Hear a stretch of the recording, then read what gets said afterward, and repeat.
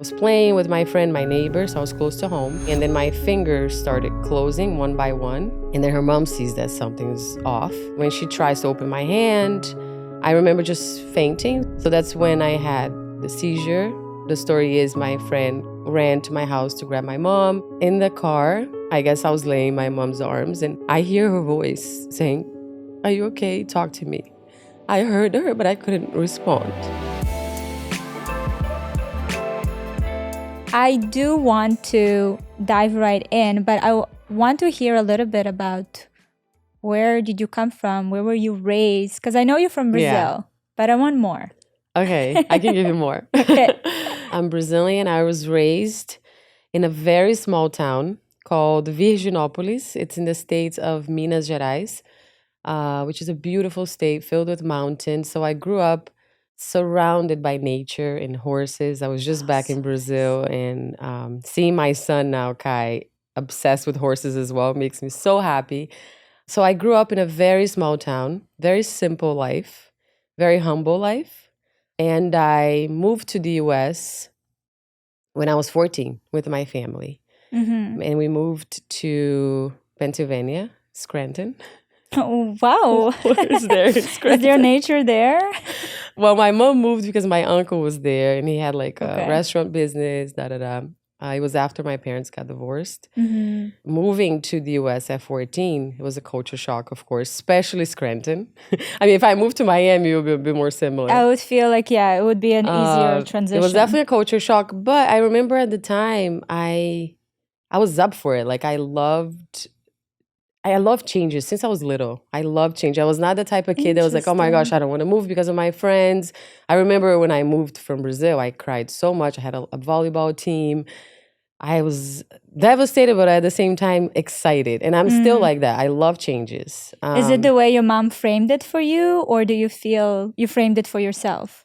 I think I framed it for myself. Definitely, my mom has a lot to do with it, like how she raised us. But I remember being excited for my new chapter. And, well, even though it was really hard, like I felt very different in school. I mean, I was one of few Latinas in school. Like, it was a very white school. But still, like, I dressed completely different. I didn't speak the language when I moved. You didn't speak English? Any English. Wow. Yeah, it was very raw and real. And at 14, which is like it's a fragile age, I feel, and for it a was girl. Also sensitive time for me too because of my epilepsy, which we can speak about it. Mm-hmm. But anyway, I loved it. And just a little bit like about how my years in Scranton. Mm-hmm. When I turned 15, so a year later, seeing my mom work so hard, as an immigrant, as a single mother, basically. We didn't have a lot of support from my dad, unfortunately. So seeing her work so hard made me want to be independent very early. And I remember, she would give me like money on the weekend to go to the movies, go out with my friends. And I felt bad taking money from my mom for some reason at 15. And I was like, Mom, and I discovered that I could work around when I turned almost 16 or at 15, actually. So I decided to get a part-time job at a restaurant. So my first job was as a bus girl. Oh my God. I remember carrying trays and like crazy. Were you good at it? I was so good at it. Really? I remember my boss was like, you are, and I felt so proud. You're natural. And I felt so proud. And I love telling this story because it definitely built me to who I am today, and how, like, even, when I employ somebody, like, no matter what you do, like, work hard and do your best. I love it. So let's dive into your epilepsy, because the story, I mean, I see you, right, as a colleague. I see you out there. You have an amazing career. You have 2 brands. I'm actually wearing Elaluz today. Yes, that's why you're glowing. Yes. You have 2 amazing brands. You have the sweetest little boy. So you're a mother. Like, so many things going on. And when I learn about your neurological condition, like about epilepsy, when you opened up about it, it was so interesting and powerful. Like, to me, I wanted to learn more, and that's why I wanted to talk to you, because when we see these people from the outside and everything looks like, oh, everything is so perfect, like she knows what she's doing, but maintaining that and building to that while having a neurological condition like epilepsy, that's kind of the journey I want to dive into. Yes. So take me back to, when were you diagnosed? So I was diagnosed at age 9. I was very young, and I remember clearly the day that it happened, my first seizure. Each seizure I've had was different, but the first one I remember clearly until it happened. I was playing with my friend, my neighbor, so I was close to home. And I was very goofy. Like, I was a very goofy person. So when it actually happened, and I told my friend that we were playing, and then my fingers started closing one by one without, I couldn't control it. I couldn't open them. So they started closing one by one. And then I'm like, something's going on. Help me. And she's like, stop kidding around. She laughed in my face, which I understand because I was so Right. goofy. I would prank her all the time. And then I run to her mom, and then her mom sees that something's off. And when she tries to open my hand, I remember just fainting slowly. And to me, I just fell asleep. So that's when I had probably the seizure in her arms. And the story is my friend ran to my house to grab my mom. And the most difficult part of that first seizure for me until this day is remembering in the car. It still gets me emotional. um, especially now that I'm a mom. Sorry. It's okay. Take your time. Okay, give me a second. Yeah. In the car. Shoot. I mean, it's coming up for me, and it's like the first time I'm hearing the story, so I can imagine. So in the car on the way to the hospital, I guess I was laying in my mom's arms, and I hear her voice saying, "Are you okay? Talk to me." And I heard her, but I couldn't respond. Shoot, sorry, I'm so emotional. I've said this story so many times, but I guess I keep thinking about my son. And then the funny part is I got to the hospital, and I guess I was like slowly getting back to, to me. Mm-hmm. And the doctor was asking my mom a bunch of questions. What's her date of birth? Da da da. And my mom couldn't, she was so, imagine In a mom in shock. shock. She couldn't even remember my birthday or anything, or even my name, I bet. And then I remember just like, oh, February 27th, 88. And then my mom was like, and the doctor was like, oh, your daughter's doing much better than you. I went through all the exams, but I remember at 9, I was diagnosed. I remember the doctor talking to me, explaining, you can have, you're going to have a normal life, you're going to play. The only thing you cannot do is drink alcohol. He said that to me at 9, and I was like, whatever, And honestly, at 9 years old, it did not affect me at all at that point. I was like, okay, I have a condition. I'm going to take a medicine every night. I'm going to be okay. I can play. I can still play. I can be a normal child.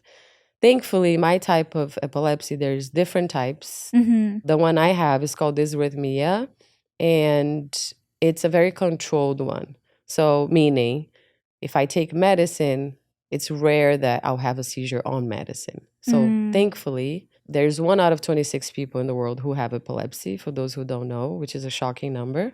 Yeah. I mean, probably a lot of people you talk to have epilepsy. They just don't talk about it. Wow. There's a lot of us. And, thankfully, most of us get to live a normal life because we have a controlled type of epilepsy, meaning controlled by medicine. But there is a lot of people who have epilepsy and still on medicine. They don't know if they can have a seizure tomorrow, right? They can have a seizure anytime. Still, I say that mine is controlled, but there are a lot of things that you have to do to take care of it. For example, I know I need to sleep well. I can't be overtired, overstressed.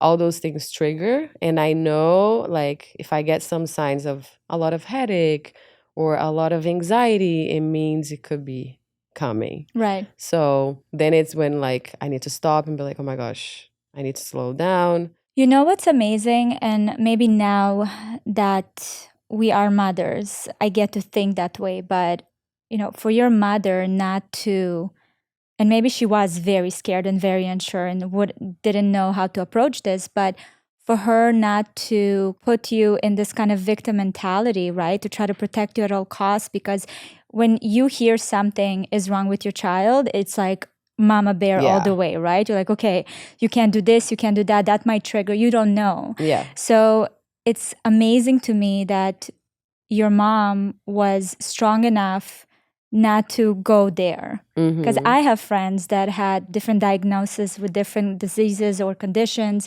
And you can see how the way the parents handled it really contribute to a lot of things that they're dealing with today, hardships that they're dealing with today. So did you ever talk to your mom about that? So my mom, she acted like everything was normal, which is great. It's exactly what you're talking about. But one thing she did, and I think it was to protect me, because this was over 20 years ago, right? Almost 25 years ago. The stigma on epilepsy was even, it was like, I remember talking about epilepsy, like with neighbors, would be like, people would think if you have epilepsy, you're a bit crazy, right? Or it's something that comes from, even from the demons. Like, I have so many stories I can tell you about, like, what people really thought about what epilepsy was. When I came out about epilepsy, it's when I actually got so many feedback and stories about people saying, like, this happened to me. Like, I lost my job when my boss found out I had epilepsy because he thought I was incapable. Or a story of a board member from epilepsy. I'm a board member today of Epilepsy Foundation. One of our members, his dream was to be a priest, and he's an epileptic. He wasn't able to be a priest because of epilepsy. What was the stigma? Number one, there's different types of epilepsy, right? So it doesn't mean that each one, like all of us have the same thing. And like, I am able to do anything I want. My brain processes things perfectly. Of course, there are people who can't. Like, they have so many seizures a day that it goes backwards. You go back to being a child. So I feel like when people think about epilepsy, they view it as like, okay, it looks like this one thing. Yeah, they don't know but that the biggest stigma, I feel, is the seizure. When people think about epilepsy, they think about the seizure. The person laying on the floor, shaking, that scene. And then the stigma comes, like, especially when I talk about the priest. Why? And my biggest question, why couldn't you become a priest? Because in the Catholic religion, they see epilepsy as something from the demon. Like you're possessed or something. Possessed, yeah. So, like, that's crazy to me, right? I mean, through the years, he was able to meet with the Pope. Get the stamp of approval. Yep, that changed. So today, if you have epilepsy, you're able to be a priest. But anyway, there's so much stigma. And what I was saying is, my mom, then, the only thing she told me was like, Camila, you don't have to share this with anybody if you don't want to. You're going to get to live a normal life. So you don't have to talk about it if you don't want to. And I think that was a way to protect me. And I never did. And I didn't do it because she told me to, but I just felt like that. Like, I don't need to share because I'm okay, Right. This at 9 years old. And I kept that in my mind. And I understand why, right? She wanted to protect me. But although she didn't limit me on anything. Like, she saw me, and I always felt like she saw me as a normal child. Right. Like, I never felt like, oh my gosh, my mom is not letting me do this because I have epilepsy. She never made me feel that way. So when you were developing your self-identity, being diagnosed at a young age, the fact, I think that your mother didn't make a big deal out of it. You didn't have really much information. You just knew you have this, but there wasn't all this, background for you to know. Yeah. I guess it wasn't something that was part of the way you were thinking of yourself, right? Like, you weren't thinking in terms of, okay, I'm sick or anything like that. No, it didn't bother me until I moved to the US. Culture changed. I already felt different, a bit like insecure. And then I started making friends, feeling better. But the epilepsy thing started bothering me a little bit when my friends started going out and they were drinking. Underage, but they drink, Right. parties. And then my friends would be like, oh, you're not going to drink. So I was never able to drink because I take the medicine. And then, questions that maybe people don't mean to be harmful, but it hurts you because you already have that insecurity, right? So, oh, why don't you drink? Are you scared? Do you have a problem? Or what? Little comments like that started to make me feel more insecure and different, right? And then to a point that I took the medicine off by myself without telling my mom, my doctor, and I had an episode in school in front of everybody. Oh my God. It was a necessary thing for me because I was suffering, but my mom didn't even know about it. So when I had the episode in school, I woke up in the hospital and I instantly crying because I already knew I had the episode. I'm in the hospital. Was it the same thing where you just... Different, completely different. Okay. And it's odd to be different. I remember walking into school. I had a very, very heavy headache that day, that morning. And I drove to school. Thank God nothing happened while driving. And I remember going up, walking to inside the school, talking on the phone. I guess I was out while on the phone. I was still walking, doing things. I remember opening my locker, but I was out of it already. So I was kind of like sleepwalking, ghost, whatever. Right. So I was out. I do remember little scenes of it. It was if it was a dream. I remember people passing by. I remember opening my locker. You need a code. So I did all that. I got my books. But then that's when a friend of mine passed by. She's talking to me and I'm like blank. And then she's like, something's wrong with her. And she's bringing me to the office. Yeah, the nurse office. Yeah, the nurse office. And on the way, I had a seizure with her. So when I wake up in the hospital, I'm crying. And I couldn't even look at my mom. I needed to tell her that she already knew. She's like, Camila, they told me that you're either off the medicine or you're pregnant. And I'm like, I'm definitely not pregnant.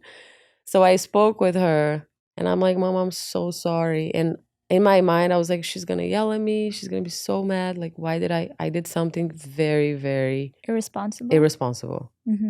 So I was so scared of my mom, but she was so wise. What she told me was like the conversation we needed to have since I started feeling insecure. She was like, Camila, you're in the hospital right now and think about the amount of people who are fighting for their lives right now in this hospital. People who don't know if they're going to wake up tomorrow. You have a condition, yes. Maybe you don't accept it, but think that with only one little medicine a night, it will control what you have and you're going to be safe. So how lucky are you? I remember crying, of course, and I was like, I just hugged her and I was like, my gosh. You needed that wake up call. I'm so bad. Like I felt like, I needed that. And that completely changed my perspective on epilepsy. And I started to feel lucky and blessed instead of feeling different and insecure, right? Of course, it didn't happen overnight, but I kept thinking about what my mom told me. And I was like, you know what? I am not different. I started having even more bigger connection with God. Like I felt really blessed. So I really needed that in my life. And after that, my relationship with epilepsy was so much better. As if, it went back to when I was 9 years old that I really didn't care about it. But still, I didn't talk about it. Again, because you said I only talked about it with very, very close friends, like best friends. Right. Or family that asked about it.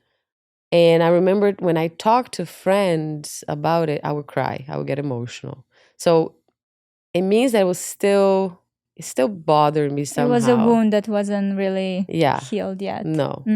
So I started social media when I was about 22. And, with social media, I started on YouTube. So I shared everything about my life. And then came Instagram, and I've always talked about everything, but epilepsy was the one thing I never talked about. I was very open always about my personal life and everything, but I never talked about epilepsy. So my community had no idea. Until 2018, I started thinking about being a mom and having kids. It was always my dream. And talking to my doctor, he told me, with epilepsy, you have to really plan your pregnancy because of the medicine. You should be out of the medicine, da da da. I started thinking about being a mom and epilepsy. Epilepsy started being like a big thing for me again, right? So if you have epilepsy, if you want to conceive, you need to get off the epilepsy medicine? All my different doctors I've had through the years told me. And I definitely want to share this here that I got pregnant on medicine, and today I have a healthy baby. But this whole process like was a huge thing for me. Like what my doctors told me through the years is if you have a baby on medicine, the medicine could affect your baby and your baby could be born with problems. Doesn't mean that he's going to have epilepsy, but it could affect the health Other of your things, baby. right. Who wants that, right? I mean, even if you're not on medicine, you're already scared. Like Yeah. if you have nothing, you're already scared about the health of your baby. So I was thinking about it and I'm like, if I get off the medicine, I could have a seizure, right? I mean, those 9 months without the medicine, what am I going to do? You Like, don't I'm know going to what's going to need to happen. be. Yeah. So, talking to different people, I heard that, there could be different opinions, but a friend, my manager, Hillary, she recommended me to, her mom knew about one of the best dermatologists in the country, Dr. Lipovetsky in New York.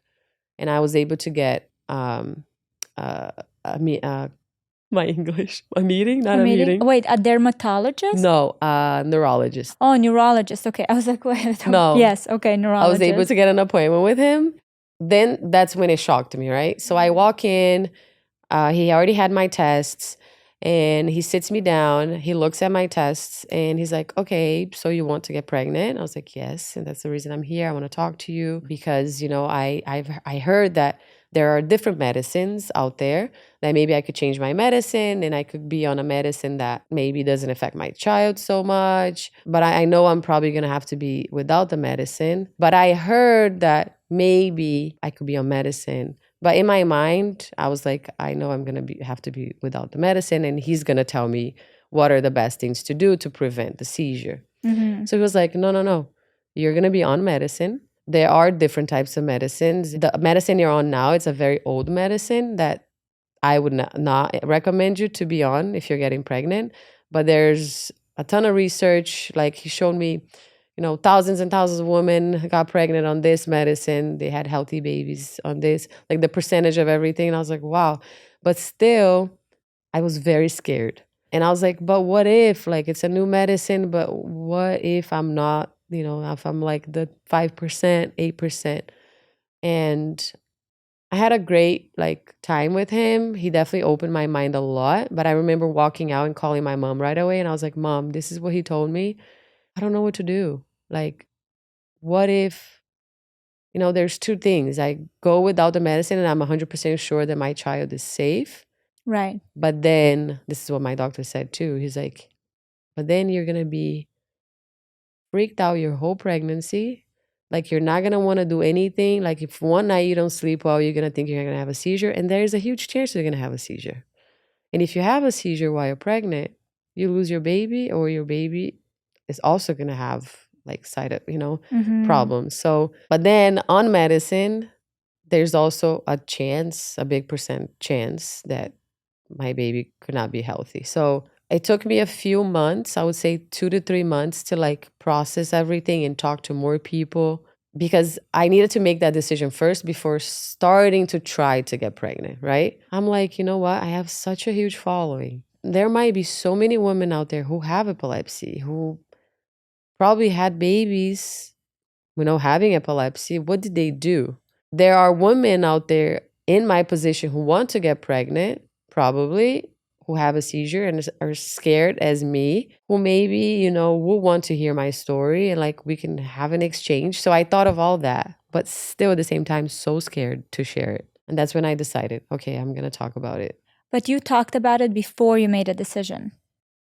After you made a decision. No, I talked about it before I made the decision. That's even scarier. Yeah. To me. Like, I don't know how you go about with big life decisions and sharing on social media, because I feel like personally sometimes, and I did it before, where I shared something before I made a decision, opening those gates for like more opinion and all these people, because everyone is an expert on all things, right? So the fact that you did that is very interesting. So how was that? I mean, I didn't even think about that, which is a very big point. I remember talking to Iko, my husband. I'm like, I want to share. Like, I'm so scared a lot of people are probably gonna unfollow me, or like you have all these insecurities, crazy, right? But like a lot of people are gonna look at me differently, but I need to, like, I think it's time for it to like get out of my system, and like I need to hear other people. I need them to hear me, and like if I'm able to help one person with my story, I'll be happy. A few more days went by and I decided to share. And it was the best thing I did. I cried a lot, of course, but after sharing it, the feedback that I got, number one, from people who have epilepsy, was insane. Wow. I saw so many people coming out because they tagged me, coming out about their own story, like about their own epilepsy or other conditions that they had. They felt alone, especially about epilepsy. They felt like, you know, they couldn't talk about it because there's so much stigma. So that made me so happy to see people freeing themselves. Like after I shared, Valeria, like I felt like 200 pounds were off my shoulder. You know, that wound that was inside of me, like it was out. Like I remember I spent days and days and days. Like I remember traveling like days on my direct messages, reading stories, and I'll share, like show Ikaro, like, look at this story. And most stories about moms, because I shared most of it. I was like, I want to be a mom. I don't know what to do. These are my options. If you were in this position, tell me, like, what did you do? And I got the most beautiful stories, like positive stories. I had 3 different healthy children, and I was on medicine, like most women saying they got pregnant on medicine. So then I was like, helped you okay, make a decision. 100%. Amazing. If I didn't share, I honestly think I would have done it without medicine, which probably wouldn't have been like my pregnancy. I mean, when you're pregnant, you need to be happy. You need to be like comfortable. Imagine I would have been freaked out the whole process. And after sharing, reading all those stories, I was 100% sure what I wanted to do. And then I told my doctor, I was like, okay, I'm ready. Tell me what the medicine is. And then it was another long process of changing medicine. So it took me a while, like the whole process to actually start trying to get pregnant.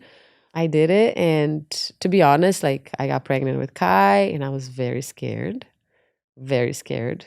I'm sure it's hard to rewire those intrusive thoughts even, right? Because even if you know what you know, all those beliefs, all the things keep coming back. Because I think, speaking with other moms, they're like, you're always going to be scared about, you don't want to think about it, but you always think, in the back of your mind. Yeah. I hope my child is healthy, even when you do all the exams and stuff. But for me, being on the epilepsy medicine, it was an everyday like thought that I had. And I prayed to God every single day. I tried to be positive, and I was very positive through my pregnancy. And I think, positivity, the energy you bring to yourself and to the universe, it changes things. And I was very positive. I was positive, but I still thought about it. I thought about it, but I didn't think like he is going to have a problem. I thought about it, the scare of it, the fear of it. But you didn't like sit in it. No. I was like, he's not. But I thought about it. It will come back to my mind always. But until I gave birth, like I remember when he came out, it was a very, very hard birth, labor day. I think you mentioned it was 24 hours in labor. I really wanted to have a natural birth, but oh my God. I ended up on C-section. Did you have a natural birth? Yes, a natural birth, but with medicine. No, natural. Yeah, with medicine, but natural meaning like vaginal. Oh, yeah. So I ended up on C-section, and I remember, I don't know why I was so scared. And I think mostly I was scared. I was scared of the C-section, but I think I was mostly scared of like when he came out. I was still scared. Is he going to be healthy? And I remember, of course, sitting there, and the doctor says, and I hear his cry first. And then he's like, oh, big boy, a big healthy boy. And when he said that, I'm like, and of course, he still needs to go through the exams. You never know 100%. But seeing Kai, running around today, so healthy and filled with energy I'm so blessed. It's so interesting, to be honest with you. When I first met you a couple of times, we didn't have an opportunity to chat. And you're always like ooze this positivity, warm energy. And I've met people throughout my life that they had that, but it was very mechanic in a way. Mm-hmm. But I kept, running into you, meeting you time after time. And I'm just like, wow, that's just the person she is. It feels to me that Thank you. you have such a love for life. You can feel that you're deeply in your faith. I can feel it from you. And it's so beautiful to me, the process that, your condition kind of took you through, because a lot of people have to go through a lot of things through the course of their lives to get to the point where you're at now, where you are with the gratitude and the love and the light that you Thank bring. you. I know that you recognize it in yourself, but I wanted to tell you because I Thank recognize it in you. you as well. Thank you. So So it's a really sweet. beautiful thing to see. Thank you. Yeah, I really try to be positive. There are days that, like I always say, there are days we wake up and we're like, why do I feel down? We have no idea why, right? And then that's when we need to count our blessings and realize, like, we have nothing to complain about. Some days we do. There are things that are going wrong. And it's okay. You And it's complain. okay. No one's life is perfect. And I love talking about it too on social media because Yeah. social media is a problem. Like, it's a Mhm. filter of everyone's perfect lives, which is not true. Right. We all have problems, but I'm so happy that you see it that way. Yeah. I wanted to talk more about, because I don't know about your specific type of epilepsy that you have, but what will trigger it? Like, aside from being off medicine, I know you mentioned like lack of sleep, the stress, things like that. Yeah. Also may trigger it. I mean, I'm not a doctor, but I know the main things that trigger it, which my doctor always told me, like, make sure you sleep well. So sleep, rest, right? It's your brain. It's a vein in your brain that stops working for a second. And we have a seizure. That's my case. If your brain is too overworked, if your brain is, so for me, especially my business, the type of work that we do, a lot of times I've had to take a step back or say no to a trip, or because I'm overworked, or because I'm too tired, or already too stressed, or many things like that. But mainly how tired, I always pay attention to myself in general, my body and my mind. Am I getting enough rest? Even now on pregnancy, my husband has been such an amazing present dad, and he was so worried always about my mental health and like my well-being, especially after giving birth to Kai, because postpartum is not easy. And the lack of sleep is real. Oh my God. So Icaro was the type of dad that he was up at night, taking Kai. I keep taking him, giving him to me. We had help, of course, the first 2 months, but then it was him, like, fully until this day. Like, if Kai cries at night, he's a great sleeper, but if he cries at night, he's the one who goes. He's like, I'll go. He goes to the crib. He takes care of Kai.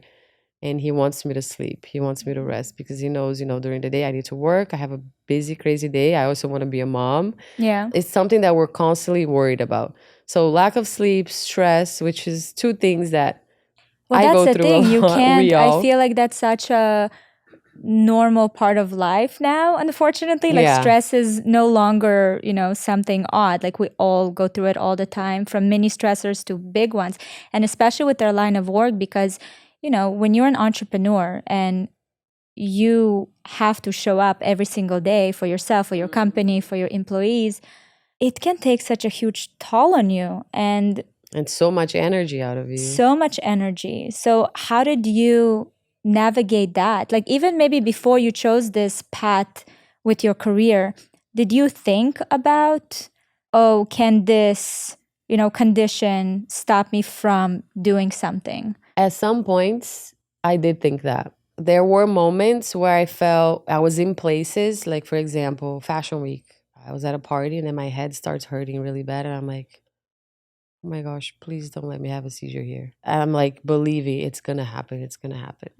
Like, and then I'm like, okay, I need to get out. And then I leave right away, go to my hotel. I take my medicine. I lay. Like, a lot of those moments has happened to me where I just need to leave wherever, like, I am.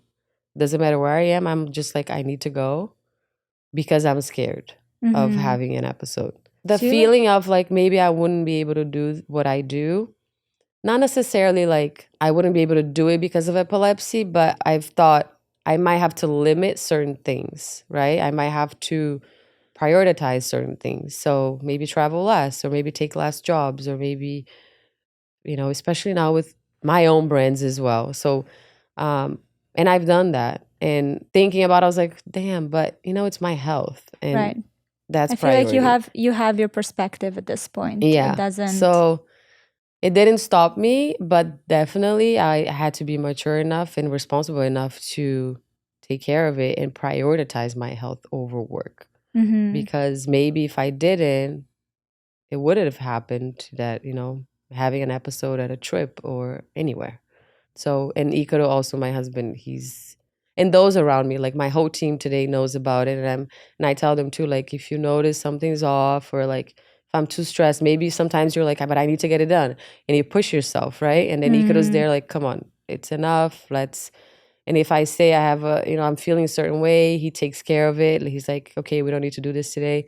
So it's very helpful when you have, that the support team. Yeah. And like, that there are people, loved ones who are also taking care of you. Because sometimes you push yourself. It's hard to stop. Like sometimes you go on autopilot, right? And you kind of like, okay, just one more, one more. Or I have to be at this event. I have to show up there.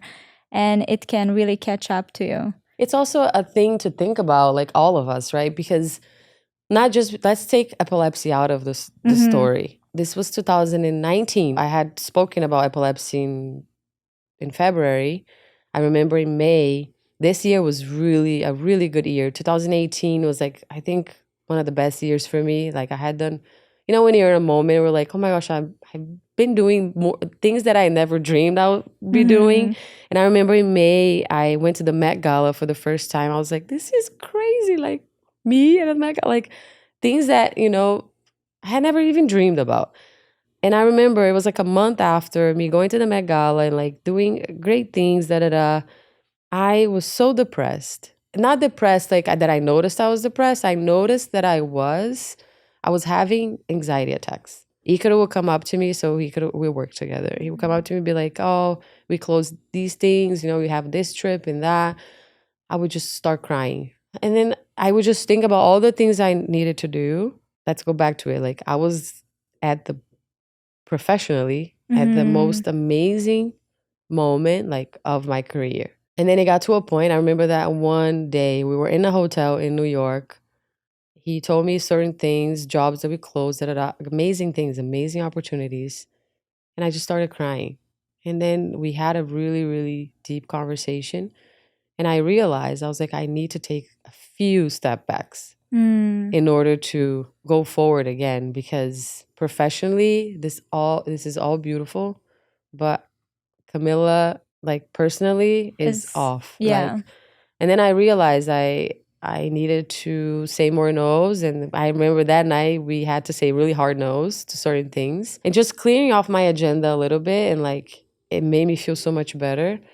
And then I started, taking more care of myself and like mental health. And then it's funny because then 2020 came and it was the whole pandemic. Oh, wow. Yeah. And that was so good for me in a way. I'm sorry that I'm saying this, but like provided you being that time. off, like just off traveling, it was like a breather.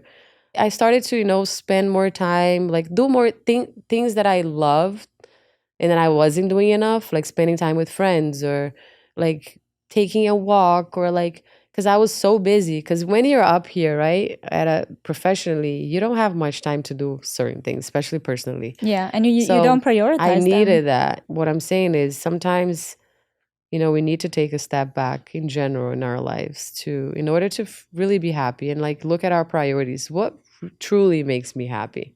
Is it all this work and like trying to make other people impressed and, and for me, it was that like concentrating on also, wanting to get pregnant, all those things. So it was a really, really important part of my professional life, because I think if I kept going, it would have gotten to a point that I would be burned off and just like, I don't know what would have happened. And especially with epilepsy too. But did you ever reach burnout? At that point, I was burned out. Yeah, the closest. Yeah. But I got to a point that I was having anxiety attacks, which are not fun. I had a period like that as well. And I never experienced those before. I never had any incidents in general with mental health. Like I'm usually pretty aware when to step away.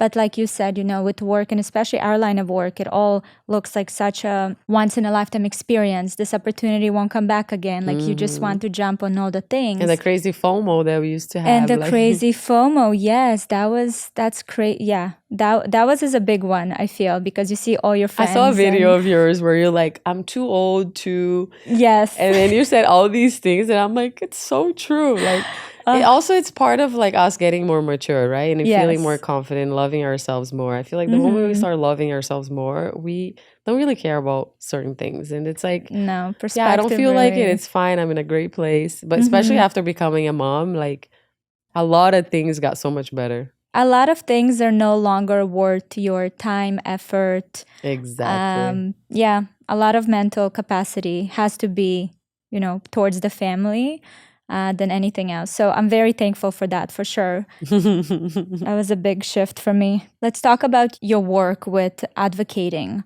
for epilepsy, awareness that you're trying to bring to it. What is like in your plans? Like, how do you want to expand it? What would you want it to evolve to?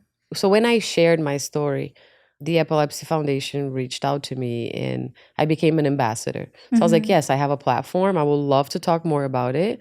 And I shared a lot about, my story and other people's stories on social media. So I became an ambassador, and then they invited me to become a board member, which I was honored to. And on the board, I've learned so much. And there's always, different projects and different things that we're doing throughout US to bring awareness and stigma especially. So I do think about it, like, how could I be able to help more, right? And that's a conversation we have as well. Besides just, I know with social media, it's already a huge help. Like on Epilepsy Awareness Month, I bring it to my social media and I'm like, let's raise money. So there's researches being done every single day. And there's a lot of money that they need to take care of just researchers, right? Besides like helping them raise money, and mostly like what I feel a lot more passionate about is trying to end stigma, like talking more about it. But I want to have something, this is still not there yet. Like I'm still processing what it is I want to do, but like a program or something that is focused on ending stigma, because the research and all of that, they're doing an amazing job. But maybe with my voice and my platform, I could do something bigger, get more voices out there and get more epileptics to be heard, right? Because the stigma, maybe you think it's not, like maybe for you, oh, epilepsy, I never thought epilepsy is something bad, or like, but there's still such a huge thing where a lot of people think about people who live in very small towns, or like that have people around them that judge them when they say they have epilepsy, or they can talk about it. And they were like me at a point, or they are now. They feel like they have a problem, right? Because have you encountered anything on your journey where you felt like, okay, people are judging me now with this misconception or stigma? Because I didn't talk about it, I didn't see it as much. But after I had an episode in school, maybe it was me overthinking it, but I felt like, a few people definitely looked at me differently. And I heard one thing once at a class that this girl was like, oh, she has that crazy thing. Like, she probably didn't know exactly what it was. Because you just don't know, right? The conversation I had with my mom, if I didn't have that conversation before hearing what that girl said, I would have probably cried my eyes out, but I was fine. So that's why, like, I wanted to do something bigger, concentrating on ending stigma, meaning bringing more voice to epilepsy. Like maybe finding out more, like, even like artists or like people who have a voice who have epilepsy. Yeah. Like joining forces to do more, programs surrounding epilepsy. So that's an idea I have. I mean, with Kai now, the past year and a half being a mom, it definitely delayed my... take your time. You're in a certain season in your life. Enjoy it fully, right? But I feel like it's definitely in my heart. It's something I want to do for sure. I mean, I always want to bring awareness to it. It's part of my life. I feel it, like it's part of your life's work. Yeah. Do you feel like the stigma or just even the misinformation or lack of information is more prominent in I mean, you grew up in Brazil. Is it more prominent there than in the US? You feel like in the US there's a bit more conversation on it, or? In my mind, I would say probably yes. Brazil is very big, and there's a lot of like small towns, and like there's still a lot of people without internet in Brazil. A lot, which is crazy to think about. So definitely yes. I think with internet, there's so much knowledge we get from social media, from just, information that we get online. And so yes, I think definitely Brazil is probably delayed on that for sure. But your mission is, because you work with the epilepsy in the US. Yeah, but my mission is to speak worldwide. And I think they would be really cool, especially in Brazil, maybe like getting people together, doing talks in certain areas, like, Yeah, awareness, education. I love that. It's happening. Let's make it happen. It's happening. It's already happening. You put it out there. It's in the universe. We need to put it out there. There are likely a lot of others. I know we've spoken specifically about epilepsy, but like I mentioned, there's a lot of neurological conditions out there. And I'm sure that a lot of people struggle with self-identity with those conditions. Is there any advice you would give someone who is navigating their condition? For me, when I was going through it, the main thing was not talking to anyone about it, right? So number one, if you are feeling that way, if you need that confidence, you need to feel like, you are special and you are capable, talk to somebody about it. Like, let it out.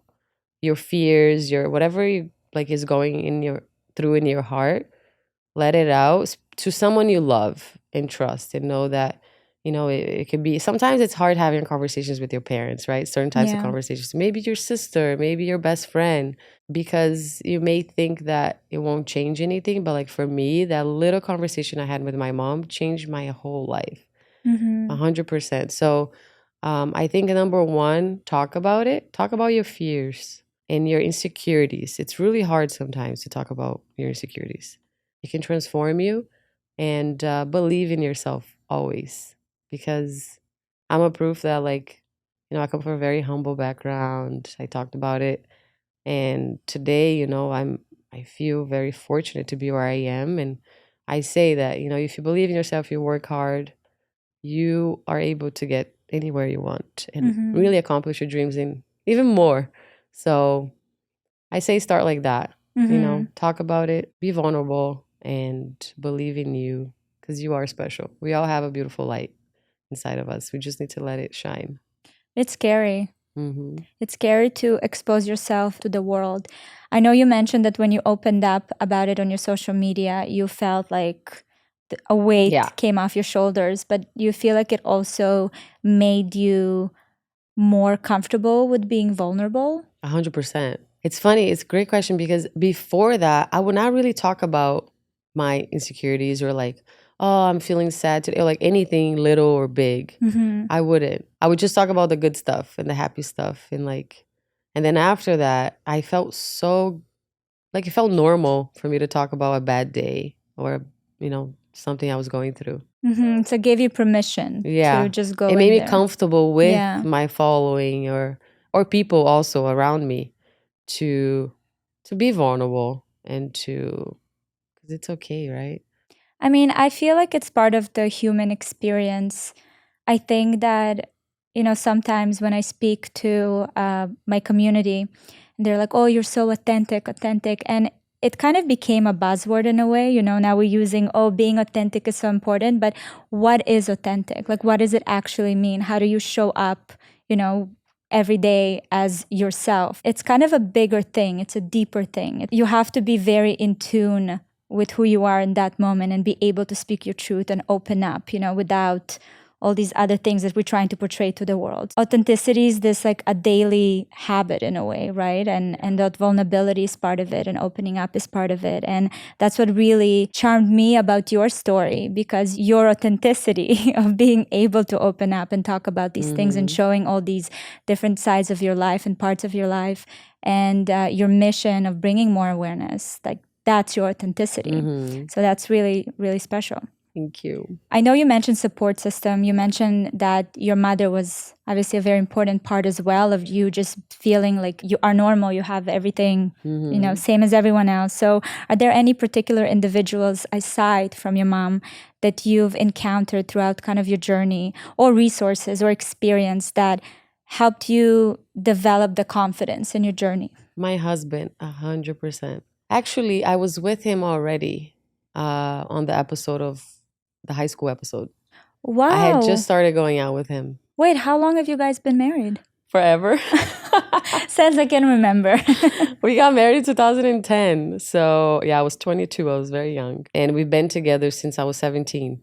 That's when we met. Being able to talk about this with, he was my boyfriend at the time, but still, it's like with your partner, with somebody that, a boyfriend, it's like thinking about it would be hard, but he was there. Like when I first met him, I was comfortable talking about it with him. He was one of the people that, like, I share my story, and I think he was the one that normalized it the most. He honestly would just be like, "It's a medicine." Like, "Oh, you're not." Like, he would say it, and he does that. He has that like gift of doing that. If you share like on a weakness or like something with him, he'll be like, "Oh, but that he has," and he talks about all the things. He's an Aquarius. He's very smart also, but What's like Aquarius? What month is it? February. That's my husband. Yeah? Because I was like, I'm about to say, You don't know what that his sign sounds is? like, I know the month, but me and signs, let me tell Really? you, I'm like, So wait, do you know yours? I am a Virgo. Oh, Virgo. Yeah. What are you? Pisces. You see, I don't know what month is that. Pisces, also February, March. So Aquarius is January, February, yeah. Yeah, and then I'm right after. Right. But yeah, logical, puts things in perspective. Yeah, exactly. I feel you. And I say like he's my therapist in a way. Like if I'm having a bad day, like he could start to actually, if I share with him, he starts talking to me, and like in half hour, 20 minutes, I'm like the happiest girl. Like, Right. because he just opens up all these things. Like, of course, he stresses me out a lot too. I'm not gonna lie, but I think my mom. But I feel like he was number one, like through my life, because he's been my by my side all these years, and Yeah. he has been amazing. He has witnessed me having a seizure while sleeping next to him, and I never felt like anything odd from Icaro when it comes to epilepsy. He always made me feel amazing about it. I love That's him. beautiful. But yeah, he was so important. He's been so important in my life and necessary, especially through epilepsy. I mean, to your point, like opening up and talking about it and finding that one person that can be that for you, that can normalize it for you, that can support you through whatever it is, people go through is extremely important. Yeah, I call Gary my life coach. Whenever I'm like, okay, I Isn't need a it session. amazing? I need a coaching session. Is it an Aquarius thing? I honestly feel like it is. Of like girls marry an Aquarius. And both of us, we work with our husbands. So it's a very interesting dynamic. Yeah, so it I is. always tell Gary, I'm like, you wear all the hats. Yeah. And I'm sure Icaro wear all the hats as well. Exactly. So that's beautiful. We need to Camila? double date more. Oh my God, let's do it. Please. And let's see how that Aquarius double energy. I already know they're gonna love each other because I see, Gary's Yeah. like videos, and I know. Okay, it's a date.